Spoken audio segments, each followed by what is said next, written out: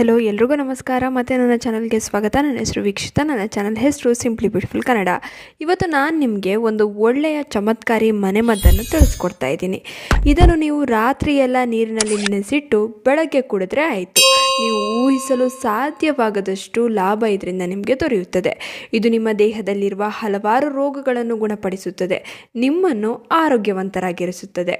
ಇದು ನಿಮ್ಮ ದೇಹದಲ್ಲಿ ರೋಗ ನಿರೋಧಕ ಶಕ್ತಿಯನ್ನು ಹೆಚ್ಚಿಸುತ್ತದೆ. ರಕ್ತಹೀನತೆ ಅಂದರೆ ಅನಿಮಿಯಾ ಸಮಸ್ಯೆಗೆ ಇದು ಉತ್ತಮ. ಶುಗರ್, ಕೊಲೆಸ್ಟ್ರಾಲ್, ದೇಹದ ತೂಕ ಹೆಚ್ಚಾಗುವುದು, ಇನ್ನು ಕೀಳು ನೋವು, ಸೊಂಟ ನೋವು, ಅಜೀರ್ಣತೆ, ಹೃದಯದ ಸಂಬಂಧಿ ಸಮಸ್ಯೆ, ಹೀಗೆ ಯಾವುದೇ ಅನಾರೋಗ್ಯ ಸಮಸ್ಯೆ ಇರಲಿ, ನೀವು ಇದನ್ನು ಕುಡಿಯೋದ್ರಿಂದ ನಿಮ್ಮ ಹತ್ತಿರವೂ ಈ ಸಮಸ್ಯೆಗಳು ಸುಳಿಯೋದಿಲ್ಲ. ಹೌದು, ನೀವು ಆರೋಗ್ಯವಂತರಾಗಿರ್ತೀರಾ. ಈ ಮನೆಮದ್ದು ಮಾಡಲು ಮುಖ್ಯವಾಗಿ ಬೇಕಾಗಿರುವುದು ಕಪ್ಪು ಜೀರಿಗೆ, ಕಲೋಂಜಿ ಅಥವಾ ಕಾಳಜೀರಿಗೆ ಅಂತಾರಲ್ಲ ಅದು. ಕಪ್ಪು ಜೀರಿಗೆಯಲ್ಲಿ ಸಾಕಷ್ಟು ಮಿನರಲ್ಸ್ ಹಾಗೂ ನ್ಯೂಟ್ರಿಯೆಂಟ್ಸ್ ಇದೆ. ಕಪ್ಪು ಜೀರಿಗೆಯಲ್ಲಿ ಅಧಿಕ ಪ್ರಮಾಣದಲ್ಲಿ iron, calcium, potassium, sodium, fibre ಹೀಗೆ ಹಲವಾರು ಪೋಷಕಾಂಶಗಳೇ ತುಂಬಿದೆ. ಈ ಕಲೋಂಜಿ ಹಲವಾರು ರೋಗಗಳಿಗೆ ಪರಿಹಾರ.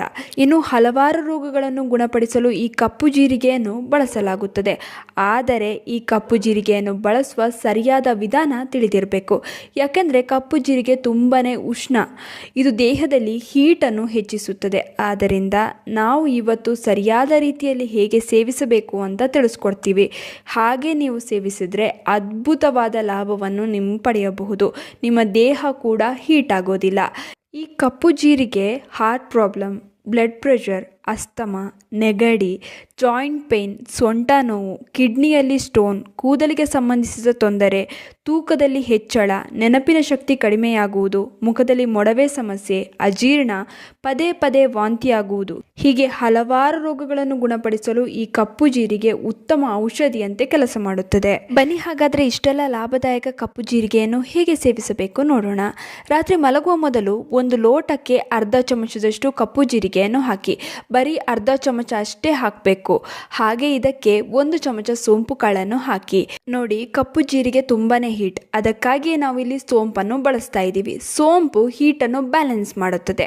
ಇವಾಗ 1 ಲೋಟದಷ್ಟು ನೀರನ್ನು ಹಾಕಿ ರಾತ್ರಿ ಎಲ್ಲ ಇದನ್ನು ನೆನೆಸಿಡಿ. ಬೆಳಗ್ಗೆ ಇದನ್ನು ಚೆನ್ನಾಗಿ ಕುದಿಸಿ ಶೋಧಿಸಿ ಕುಡಿಯಿರಿ. ಹಾಗೆ ಈ ಕಾಳುಗಳನ್ನು ಸಾಧ್ಯವಾದರೆ ಜಗಿದು ತಿನ್ನಿ. ಬೆಳಗ್ಗೆ ಖಾಲಿ ಹೊಟ್ಟೆಯಲ್ಲಿ ಕುಡಿದ್ರೆ ಒಳ್ಳೆಯದು. ಉಗುರು ಬೆಚ್ಚಗಾದ ಮೇಲೆ ಕುಡಿಯಿರಿ. ಇದರಿಂದ ನಿಮಗೆ ಚಮತ್ಕಾರಿ ಲಾಭಗಳೇ ದೊರೆಯುತ್ತದೆ. ಈ ಮನೆಮದ್ದನ್ನು ಕುಡಿಯುವುದರಿಂದ ಕೆಲವರಿಗೆ ಪಾದಗಳಲ್ಲಿ, ಗಂಟುಗಳಲ್ಲಿ ಊತ ಇರುತ್ತೆ. ಇದಕ್ಕಾಗಿ ನೀವು ಈ ಮನೆಮದ್ದನ್ನು ಕುಡಿಯಬಹುದು. ಇದು ನಿಮ್ಮ ಈ ಸಮಸ್ಯೆಯನ್ನು ಬೇಗನೆ ಕಡಿಮೆ ಮಾಡುತ್ತದೆ. ಶುಗರ್ ಹೆಚ್ಚಾಗಿದ್ದರೆ ಅದನ್ನು ಕೂಡ ಈ ಮನೆಮದ್ದು ನಿಯಂತ್ರಣಕ್ಕೆ ತರುತ್ತದೆ.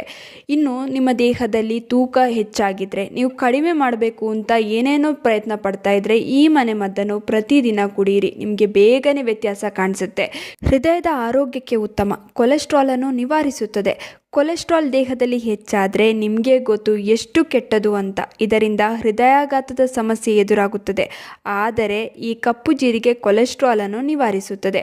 ಕೀಳು ನೋವು, ಗಂಟು ನೋವು, ಪಾದಗಳ ನೋವು, ಈ ರೀತಿ ಯಾವುದೇ ಮೂಳೆಗೆ ಸಂಬಂಧಿಸಿದ ಸಮಸ್ಯೆಗಳನ್ನು ನಿವಾರಿಸುವ ಶಕ್ತಿ ಈ ಮನೆಮದ್ದಿಗಿದೆ. ಇನ್ನು ಈ ಮನೆಮದ್ದು ದೇಹದಲ್ಲಿ ರಕ್ತವನ್ನು ಹೆಚ್ಚಿಸುತ್ತದೆ. ರಕ್ತಹೀನತೆಯ ಸಮಸ್ಯೆ ಇದ್ದರೆ ತಪ್ಪದೇ ಈ ಮನೆಮದ್ದನ್ನು ನೀವು ಬಳಸುವುದು ಒಳ್ಳೆಯದು.